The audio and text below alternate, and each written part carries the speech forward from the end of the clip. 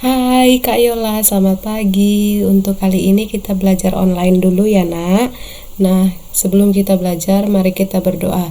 Doa dimulai, doa selesai. Oke, mari buka bukunya IPS halaman 148. Hari ini kita belajar ekonomi tentang alat-alat pemuas kebutuhan. Nah, adapun tujuan pembelajaran kita dapat menyebutkan alat-alat pemuas kebutuhan. Nah, alat-alat pemuas kebutuhan ini terdiri atas barang dan jasa. Contohnya aja, barang itu makanan, minuman, mobil. Nah, ini yang wujudnya dapat dilihat. Oke. Nah, jasa ini wujudnya tidak nyata atau tidak dapat dilihat, abstrak. Contohnya aja, jasa supir, jasa dokter, jasa guru, dan lain-lain. Nah, alat-alat pemuas kebutuhan dapat dikelompokkan menjadi kelangkaan, hubungan dengan benda lain, tujuan penggunaannya.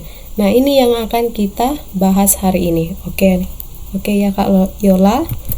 Nah, yang pertama, alat pemuas kebutuhan menurut hubungannya dengan benda lain terdiri atas benda pengganti, substitusi, dan benda pelengkap atau komplementer. Benda pengganti ini apa, Miss? Adalah benda yang dapat menggantikan fungsi benda lain. Contohnya, jika di rumah kita tidak ada beras, maka dapat digantikan dengan jagung, dengan ubi kayu. Nah, seperti itu. Nah, jika kita tidak memiliki jas hujan, maka dapat digantikan dengan payung. Oke. Nah, yang B, benda pelengkap atau komplementer. Komplementer ini apa ya, Miss? Adalah benda yang penggunaannya dapat saling melengkapi. Oke? Contohnya, pena dengan buku, sepatu dengan kaos kaki, sikat gigi dengan pasta gigi, meja dengan kursi. Saling berpasangan atau saling melengkapi. Oke. Yang kedua, alat pemuas kebutuhan menurut tujuan penggunaannya terdiri atas benda produksi dan benda konsumsi. Benda produksi ini yaitu harus melalui proses dulu, baik di pabrik. Contohnya aja, proses kayu atau papan menjadi meja, kursi, dan furniture lainnya. Oke. B, benda konsumsi. Benda konsumsi ini apa, Miss? Benda yang dapat langsung digunakan atau benda yang dapat kita nikmati. Oke, contohnya makanan, minuman, pakaian.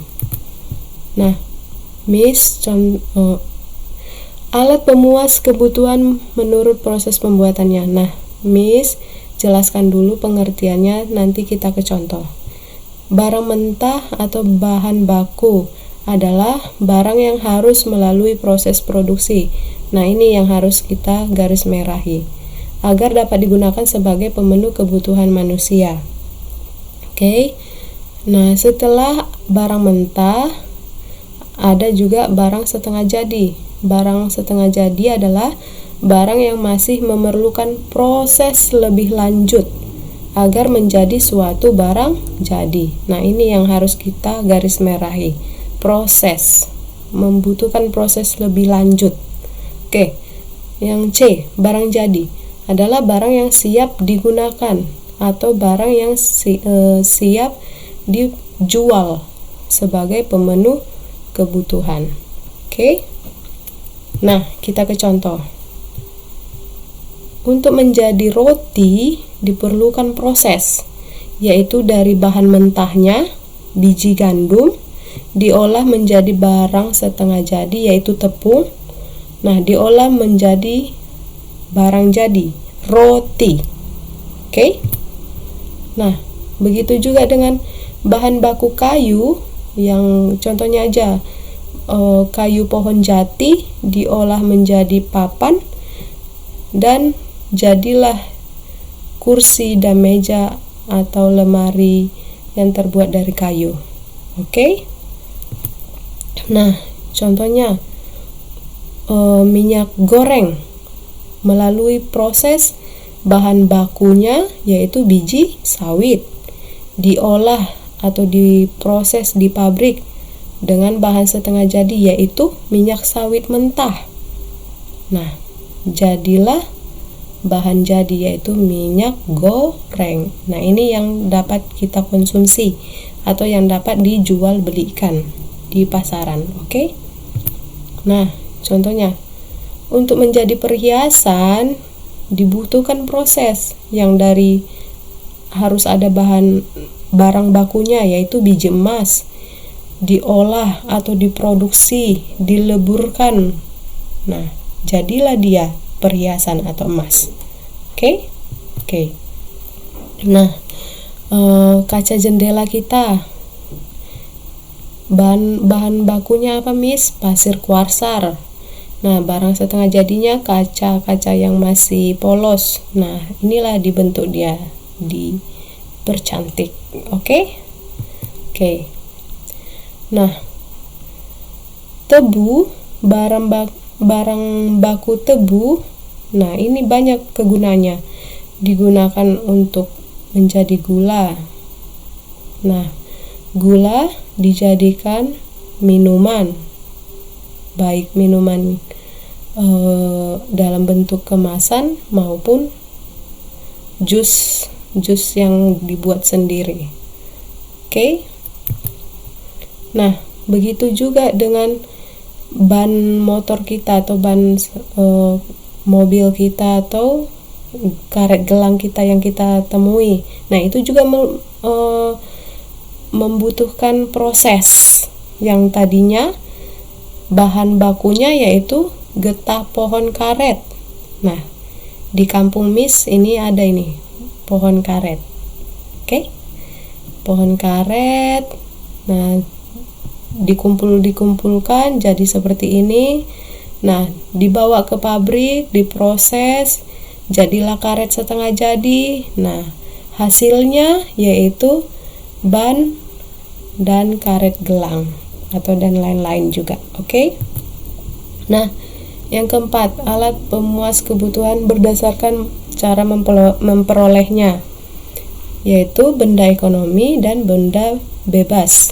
Benda ekonomi ini benda yang memerlukan pengorbanan baik waktu, biaya maupun tenaga. Benda ekonomi juga terdiri atas yang disediakan alam dan yang diproduksi atau yang dibuat oleh manusia. Nah, contohnya yang alam, tanah, hewan, tumbuhan. Nah, benda ekonomi yang diproduksi manusia ini terdiri lagi atas benda berwujud dan tidak berwujud atau dalam bentuk jasa. Nah, benda berwujud ini contohnya baju, kursi, televisi, mobil, dan lain-lain. Sedangkan jasa pendidikan, jasa salon kecantikan, dan lain-lain. Nah, bagian B, benda bebas.